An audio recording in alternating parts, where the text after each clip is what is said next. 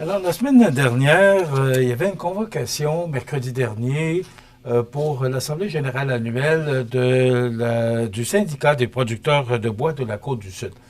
Nous avons communiqué avec le syndicat pour aller couvrir cette Assemblée générale annuelle, parce qu'on est bienvenu partout aux Assemblées générales annuelles, peu importe l'Assemblée générale. Mais j'ai communiqué avec M. Louis-Joseph Roy du syndicat des producteurs de bois de la Côte-du-Sud qui m'a dit que c'était à huis clos, donc les médias n'étaient pas tenus d'y assister.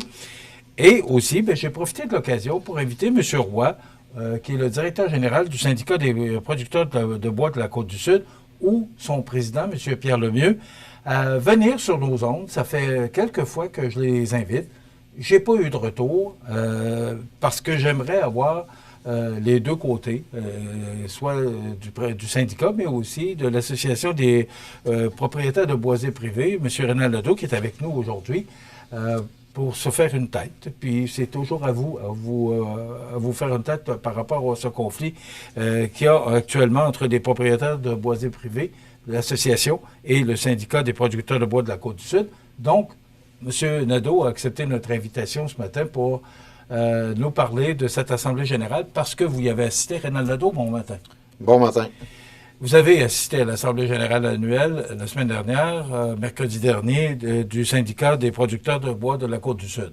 Oui, j'ai assisté à l'AGA en tant que propriétaire de boisés privés, aussi en tant que membre du syndicat et aussi en tant que producteur forestier enregistré au syndicat et au MRNF avec mon statut de producteur forestier.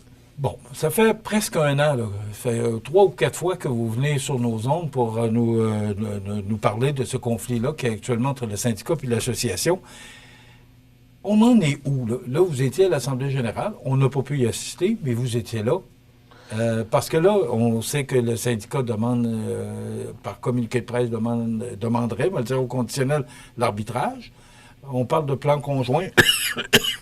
Pour nous autres, d'essayer de tout comprendre ce qui se passe actuellement, c'est pas tellement évident. Alors, il ne sait pas c'est quoi. On en est rendu où, là, avec l'Assemblée générale annuelle qui avait lieu la semaine dernière? C'est sûr que lors de l'Assemblée générale annuelle, on avait des questions justement où qui était rendu le dossier concernant la Convention de mise en marché, qui sont censés, le syndicat est en négociation avec le CIFQ, le Centre de l'industrie forestière du Québec. Dans le fond, le syndicat il veut négocier des prix pour le bois, pour que le monde comprenne bien. Là. Ils veulent négocier le prix du bois qui va être vendu aux industriels. Puis avec la convention de mise en marché, ben les industriels, eux autres, sont fait accréditer pour que ça soit la CIFQ qui négocie à leur place parce qu'ils ne pouvaient pas tous se réunir dans une même salle pour négocier. C'est pour ça qu'ils sont fait accrédités par la Régie des marchés agricoles pour que ça soit le CIFQ qui négocie pour tout l'ensemble des industriels le prix du bois, parce que le syndicat il va avoir un prix égal pour toutes les catégories de bois, puis il dit que c'est un prix bord de chemin. Fait que, en disant que c'est un prix bord de chemin, mais c'est censé être les industriels qui vont défrayer les frais de transport. Puis actuellement, ben le syndicat il a arrêté les négociations, puis il a demandé l'arbitrage à la Régie parce qu'il dit que le dossier avance pas assez vite. Par contre, il faut que vous sachiez aussi que ça fait depuis 2022 qu'il y a une association de transporteurs accrédités pour l'exclusivité dans le bois de pâte. Puis le syndicat, ça fait depuis 2022 qu'ils ne sont pas pressés, eux autres, de négocier la convention de transport avec les transporteurs. Puis ça a occasionné beaucoup de bois qui est resté accumulé sur des chantiers au courant de l'hiver, puis encore beaucoup de volumes qui n'ont pas été transportés. Puis en plus de ça, ils ont fermé des cours de transit, mais on pourra en revenir plus tard là-dessus. Là. Fait que ça a fait toutes les mauvaises décisions que le syndicat a prises. On a beaucoup de bois qui est resté en chantier cet hiver. Donc, ces bois-là sont vendus à la tonne, impériale verte. Fait que quand le bois il reste longtemps sur les chantiers, ben, on a une perte de volume parce que le bois est sèche. Fait que perte financière, beaucoup de pertes financières pour les producteurs de ce temps-là à cause de la malgestion du syndicat. Pour nous autres, de mieux comprendre cette situation-là, simplement, là, est-ce que, parce qu'il y a une date, là, le 1er juillet, là, il y a un règlement, ou je ne sais pas comment vous autres vous appelez ça, là, qui doit entrer en vigueur le 1er juillet, et c'est là-dessus que le syndicat veut avoir l'arbitrage, ce que j'ai compris, avant le 1er juillet. On en est où, là? Le 1er juillet, là, c'est pas loin, ça s'en vient rapidement. est-ce que, d'abord, le syndicat peut obtenir de l'arbitrage? Est-ce que ça peut accélérer la négociation?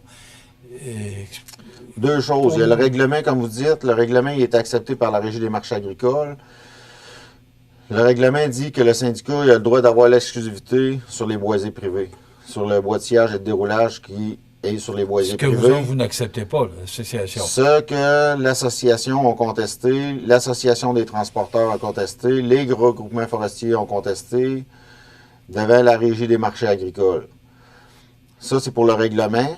Ensuite, il y a la convention de mise en marché. On nous a dit qu'on allait avoir un droit de parole sur la convention de mise en marché. Par contre, c'est ce qui est faux. La convention de mise en marché, l'avocat du syndicat, Maître Coallier, a mentionné à 2 reprises lors des audiences du 7 et 8 de novembre 2023, si je ne me trompe pas, là, qu'on a contesté le projet, que c'est lui qui avait écrit la convention unique. Quand on a passé devant la Cour supérieure le 8 et 9 mai, il a encore mentionné la première fois qu'il l'a dit, qu'il a dit que c'est lui qui avait écrit les 2 conventions uniques pour le sud du Québec et la Côte-du-Sud, qui est notre région. Donc, ça veut dire, le monde, là, c'est important qu'il écoute. Là, les producteurs, on n'a pas eu notre mot à dire parce que c'est l'avocat du syndicat qui a écrit les conventions. Quand ils disent qu'il nous écoute puis qu'il est prêt à écouter tout le monde, vous avez la preuve qu'il n'est pas prêt à écouter tout le monde. Vous avez dit en début de rencontre, ça fait 2-3 fois que vous l'invitez puis il ne veut pas venir. Fait que quand un gars ne veut pas venir, ça veut dire qu'il en manque de transparence. Il dit que tous les autres ne sont pas transparents, mais lui qui se dit le plus transparent dans tout ça, ben, il ne veut pas sortir médiatique nulle part. Donc, la convention, la deuxième reprise devant les juges, Maître Coallier a mentionné, il n'y a personne qui va être capable de modifier ma convention de mise en marché et mon règlement sur la mise en marché du boîtillage et de déroulage pour dire que c'est les syndicats qui vont avoir l'exclusivité puis c'est les autres qui décident. Donc, le règlement ne passera pas le 1er juillet, ce que je Le comprends. 1er juillet, qu'est-ce qui arrive vu que ça a été déjà publié dans la Gazette officielle, c'est censé rentrer en vigueur le 1er juillet. On a demandé justement lors de la GA au syndicat, qu'est-ce qui arrive avec notre bois, on le vend où, à quel prix, qui transporte. On veut avoir de l'éclaircissement pour le 1er juillet. Et la réponse? Absence de réponse, ils ne sont pas capables de nous dire qu'est-ce qui va se passer. Par contre, on sait avec toutes les procédures qu'on a faites, judiciaires et tout ça, c'est que les industriels dans la Côte-du-Sud, tant et aussi longtemps qu'il n'y aura pas une convention de marché signée pour le boîtillage et le déroulage, ne peuvent pas acheter du bois sur notre territoire parce qu'il va y avoir trop d'enjeux administratifs par la suite. Soit s'ils ont payé trop cher, s'ils ont payé pas assez cher, puis tout relever les nombres de voyages de bois qu'il y a, trop gros fardeau administratif à gérer par la suite. Il faut qu'il y ait une convention de signer avant qu'ils puissent acheter du bois sur notre territoire. Fait qu'ils vont continuer à s'approvisionner des territoires voisins comme présentement. Sur la forêt, on sait qu'on est des moulins frontaliers. Fait qu'ils vont continuer à s'approvisionner côté américain. Puis sur la forêt publique comme qui se fait présentement avec le droit de coupe qu'ils ont en forêt publique. Rénal, dites-moi, est-ce qu'on est... Parce qu'il y a d'autres syndicats de producteurs de bois au Québec, là. Ouais. Nous, c'est le syndicat de producteurs de la Côte-du-Sud. Il y a d'autres syndicats pour avoir lu et entendu qu'il y a eu des négociations avec d'autres syndicats. Est-ce qu'on est les seuls sur la Côte-du-Sud à être pris avec un conflit comme celui-là? Non, il y a aussi le syndicat du Sud du Québec qui font la demande de mise en marché exclusif. Même chose que le syndicat des producteurs Sud du Québec et Côte-du-Sud. Les deux syndicats, là, ils ont, je vous l'ai mentionné tantôt, c'est l'avocat, c'est le même avocat qui écrit les 2 règlements. Puis il faut que vous sachiez que au-dessus des syndicats, là, il y a la Fédération des producteurs de bois, la Fédération des producteurs forestiers du Québec. Puis, qu'est-ce qu'on a découvert dernièrement, c'est que tous les administrateurs de cette fédération-là, c'est les présidents de syndicats. Pour la plupart, c'est tous les présidents de syndicats. Puis, ils veulent avoir une mise en marché exclusive de ce qu'on comprend sur tout le territoire au Québec. Fait qu'un coup que Côte-du-Sud va avoir passé avec son exclusivité, puis Sud du Québec, les autres syndicats, ils vont vouloir s'uniformiser avec eux autres pour qu'on ait une mise en marché exclusive. Donc, ça ne sera plus les propriétaires qui vont décider du sort de leur forêt, ça va être nos syndicats. Je pose la question au président. Voyez-vous une issue à ce conflit-là? Pour l'instant, l'issue est très incertaine parce que le syndicat il refuse catégoriquement de négocier. On a fait des demandes suite à la conférence de presse qu'on a faite à Montmagny pour lui proposer une convention de mise en marché sur base volontaire basée sur les syndicats du Bas-Saint-Laurent. En passant, les autres syndicats du Bas-Saint-Laurent, ils ont une mise en marché sur base volontaire.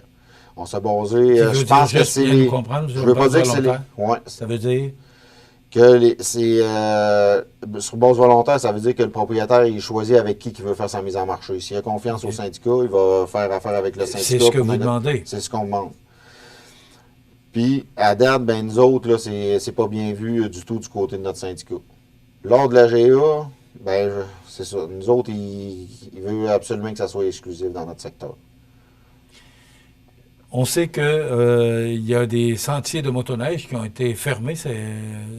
On est quand même loin, là, parce qu'on est au mois de mai, mais il y a des sentiers de motoneige qui ont été fermés à l'hiver 2024-2025 parce que l'Association des boisés privés, c'est un moyen de pression qu'ils ont pris pour faire débloquer ce conflit-là. Est-ce qu'il y a lieu de s'inquiéter encore pour l'hiver prochain? Oui, c'est loin, là, mais si vous voyez... Je pense que vous ne voyez pas d'issue à ce conflit-là pour les prochaines semaines, voire les prochains mois. Est-ce qu'on va se retrouver encore face à cette situation-là l'hiver prochain? Juste pour rectifier, c'est pas l'association qui a fait un moyen de pression avec ça, c'est les propriétaires qui ont demandé à l'association de les appuyer là-dedans en faisant ce moyen de pression-là. Pour demander de la négociation, mais c'est pas directement, c'est pas vraiment l'association qui a fermé les sentiers. C'est les propriétaires eux-mêmes qui ont fermé les sentiers. À ce stade-ci, j'ai aucune nouvelle si les propriétaires ils ont l'intention de le refaire encore, mais je sais qu'il y a des propriétaires qui sont vraiment déçus suite à la GA qu'on a eue. Quand que le syndicat nous a clairement dit qu'il a tous les pouvoirs, c'est lui qui a... Tantôt, là, vous avez parlé un peu du plan conjoint, là, mais au syndicat, il y a le plan conjoint. Ça veut dire qu'il y a une assemblée générale annuelle du plan conjoint. C'est les producteurs que, vu qu'on a un gros secteur, ils ont divisé ça en plusieurs secteurs. Fait qu'ils appellent ça la division en groupe. Puis à chaque secteur, ils ont élu des délégués pour 125. Admettons où je vais parler du secteur 4, je suis délégué pour le secteur 4. On a élu, pour chaque tranche de 125 personnes, on a élu un délégué. Ça veut dire que nous autres, on a élu 4 délégués dans notre secteur. Puis là, on amène des propositions. Dans les assemblées de secteur, on amène des propositions pour amener notre AGA, soit des modifications réglementaires ou des choses qu'on voudrait que le syndicat y améliore. Quand que ça arrive à l'AGA, c'est censé être les délégués élus aux assemblées de secteur qui prennent les votes sur ça pour administrer le plan conjoint, justement. Qu'est-ce que le syndicat fait? Il fait voter sa table d'administration. La table d'administration, elle, du syndicat, est votée par les membres du syndicat, qui est la deuxième AGA après le plan conjoint dans l'après-midi. Puis les membres du syndicat, eux autres, c'est pas tous les producteurs qui sont membres du syndicat. Il y en a qui sont juste enregistrés comme producteurs forestiers, puis il y en a qui sont comme producteurs puis comme membres du CA. Mais la table d'administration, elle est votée seulement par les membres du syndicat. Ce qui amène déjà un conflit d'intérêts parce qu'il fait voter ses administrateurs en plus. Toutes les propositions qu'on a apportées, M. Louis-Joseph Arouet, comme vous dites, il en a lu une ou deux, puis il disait, ça c'est des mensonges. Tout ce qu'on disait, on a appuyé sur on avait appuyé nos demandes, en plus de changer justement la réglementation pour devenir sur base volontaire. Mais tous les articles qu'on a pris dans la M35.1, la loi sur la mise en marché agricole, alimentaire et agricole, il disait ça c'est un mensonge, ça c'est un mensonge. J'ai pris des points, on a pris des points aussi sur la réglementation du syndicat directement. Fait que là, ils ont dit on les pose pas au vote, sont irrecevables. Fait que ça fait 2 ans qu'ils disent que toutes nos qu'est-ce qu'on veut modifier, c'est irrecevable. Puis ils disent que c'est le comité d'administration qui a le pouvoir absolu de prendre toutes les décisions. Il dit, si on veut, là, même pour quand ils ont emmené le projet à Régie des marchés agricoles, il dit, on n'avait même pas d'affaire à faire de rencontre, faire voter les délégués. Il dit, on a le pouvoir de choisir par nous-mêmes si oui ou non le projet, on l'amène de l'avant ou non. Tandis que si, comme là, on voit qu'il y a plein de conflits dans plusieurs syndicats, on va prendre, mettons, Post Canada, il y a des travailleurs en boule, le syndicat représente ses travailleurs, puis il négocie pour ses travailleurs avec qu'est-ce que les travailleurs veulent. Dans le domaine forestier, c'est les producteurs de bois qui sont les travailleurs, c'est nous autres qui mettent le bois en marché, qui vendent le bois à l'usine. Donc vous êtes. On est. Fait qu'on demande aux syndicats qu'on va avoir une mise en marché exclusive. Il ne faut pas vous oublier que il y a nous autres, l'association qui a demandé que ça soit sur base volontaire, les groupements forestiers des secteurs de Montmagny, Lillette, Kamouraska. Ensuite de ça, il y a l'association des grands propriétaires, eux aussi, qui ont manifesté avec nous autres, qu'on a déposé pour dire qu'on veut ça sur base volontaire. Puis, malgré tout ça, le syndicat il dit que c'est la table d'administration qui a le dernier mot pour dire que oui, on va de l'avant ou non. Donc, ils ne travaillent pas avec l'intérêt des propriétaires, ils travaillent avec leur propre intérêt à eux autres, les administrateurs. Rénal, je vous pose la question à vous parce que le temps presse. Vous êtes un producteur de bois, vous êtes un propriétaire d'un boisier privé. Est-ce que votre bois, vous faites quoi avec? Est-ce que vous réussissez à le vendre? Ou, comment? Je vous pose la question à vous directement. Vous êtes un producteur, vous êtes un propriétaire. Votre bois, vous faites quoi avec? Présentement, dans le bois de siège et de déroulage, on n'a aucun problème à vendre notre bois. Quand j'ai un chantier de bois à faire, comme là, j'en ouvre un très bientôt, là, pour que le bois soit rentré aux industriels avant le premier. Dans une semaine, je commence à couper du bois. Bien, je négocie avec 2-3 industriels différents. Je prends ceux-là de notre secteur, qu'il y en a à Saint-Pamphile, il y en a à Saint-Just, puis il y en a du côté de la Beauce que je téléphone aussi. J'ai dit, j'ai environ tel volume de bois à mettre en marché, quel prix vous m'offrez. Fait qu'avec les 3 industriels, ils me font chacun le grille de taux selon la spécification qu'ils demandent. S'ils veulent qu'au fin bout, soit topé 6 pouces, mettons dans le 16 pieds, ou 5 pouces ou 4 pouces. Après ça, pour le 12 pieds, c'est la même chose, le 9 pieds. Puis là, après ça, j'appelle des transporteurs, 2 à 3 transporteurs différents. Je me fais faire des prix de transport. Puis je vois avec le meilleur des taux. Vous négociez directement avec l'acheteur. Quand on dit qu'à cause qu'on est petit producteur, qu'on n'a pas de moyen de négociation, c'est totalement faux. Fait qu'on on a des pouvoirs de négocier encore. OK. Je vous rappelle que j'ai invité M. Louis-Joseph Roy, qui est directeur général, et M. Pierre Lemieux, syndicat des producteurs de bois de la Côte-du-Sud. Et l'invitation tient encore si ces gens-là veulent venir nous expliquer exactement ce qui se passe. Merci, Rénal Nadeau. Tenez-vous au courant du dossier parce que on est quand même touché. Il y a beaucoup de producteurs de bois dans notre région. Puis aussi, avec les sentiers motonneires, les gens s'en souviendront. Là, quand même, au niveau économique, ça a été difficile pour nous. Alors, on va suivre ce dossier-là de très près. Parfait, merci beaucoup. J'ai-tu un petit dernier 2 minutes? Oui, rapidement. Oui. J'inviterai M. Pierre Lemieux à venir en face-à-face à CMA TV. Vous dites que vous êtes transparent, le syndicat. Ça serait bon, un débat comme qu'ils font en politique, pour dire la vérité au monde. Si vous dites que vous êtes aussi transparent que vous le dites, je vous invite à un face-à-face en débat. Puis on peut organiser ça avec M. Montminy. Je suis sûr qu'il est très collaboratif. Puis on pourrait dire au monde qu'est-ce qu'il en est vraiment du dossier de mise en marché dans notre secteur pour la Côte-du-Sud. Merci beaucoup. Rénal Nadeau, qui est président de l'Association des propriétaires de boisiers privés de Chaudière-Appalaches. Merci beaucoup d'avoir été avec nous. Voilà, ça complète